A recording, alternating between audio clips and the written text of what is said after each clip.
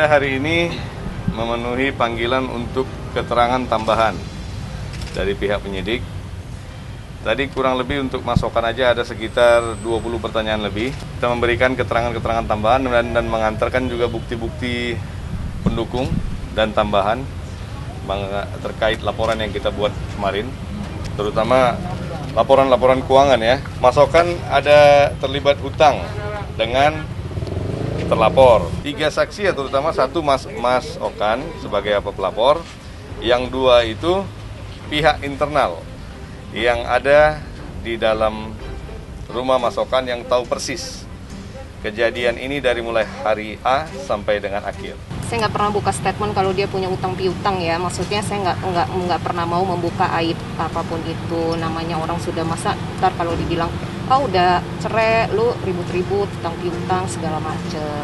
Terkait semua transaksi yang dilakukan Mas Okan 2 tahun.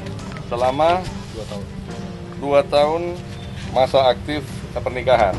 Jadi kalau dibilang Mas Okan ada hutang dengan terlapor atau dengan siapapun, ya silakan ambil langkah hukum, buktikan saja mau ambil secara pidana ataupun perdata, silakan. Emang saya sempat ketika kita bentrok, jadi saya sempat menagih yang dia pakai gitu. Terus kemudian dia bilang nanti katanya.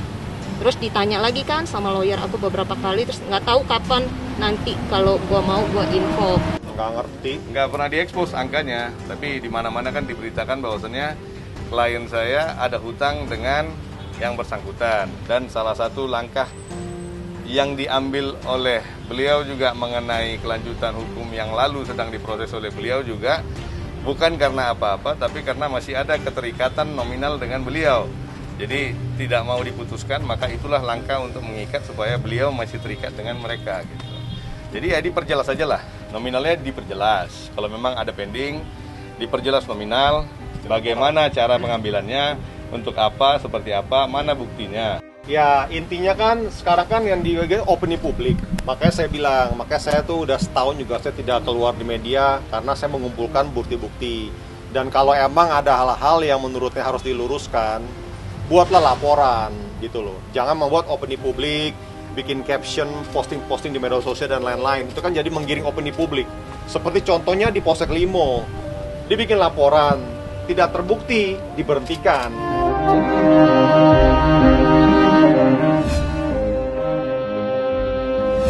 Terkait berita yang diinfokan bahwasannya Mas Okan membuang barang-barangnya seseorang dari rumah, ya ini ada foto-fotonya bahwasannya barang itu ada screenshotnya bahwasannya yang bersangkutan sendiri yang meminta barang itu untuk dikeluarkan secara berangsur.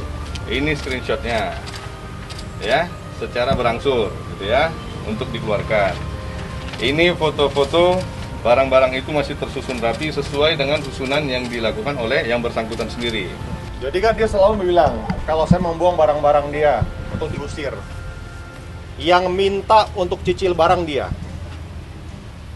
Saya mengeluarkan barang-barang dari kamar itu karena permintaan dia. Dia minta cicil. Lalu gue mengeluarkan barang sesuai dengan permintaan dia. Dan bukan kita buang, gue tetap mengeluarkan dan tersusun rapi. Untungnya gue foto. Jadi gue punya barang bukti. Kalau gue hanya ngomong, susah orang-orang kayak begini. Jadi makanya gue paham apa yang gue hadapi.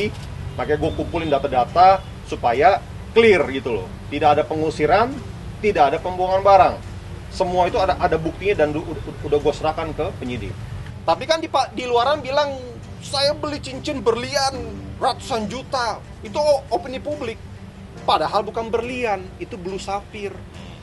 Dan total kerugian nih bukan ratusan juta, hanya di bawah 25 juta aja.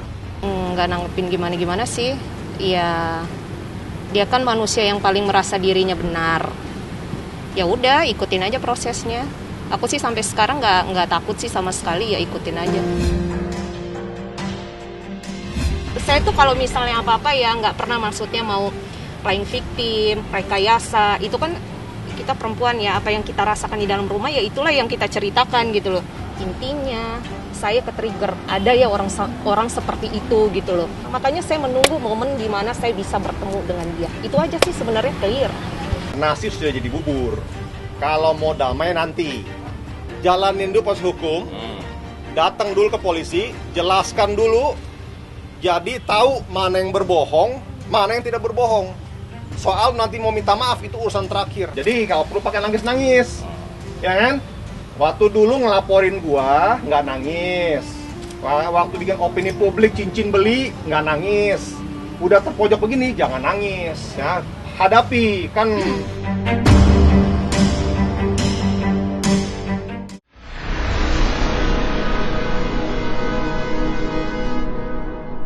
Jadi jangan lupa untuk subscribe Cumi Cumi. Ditekan ya tombol lonceng merahnya.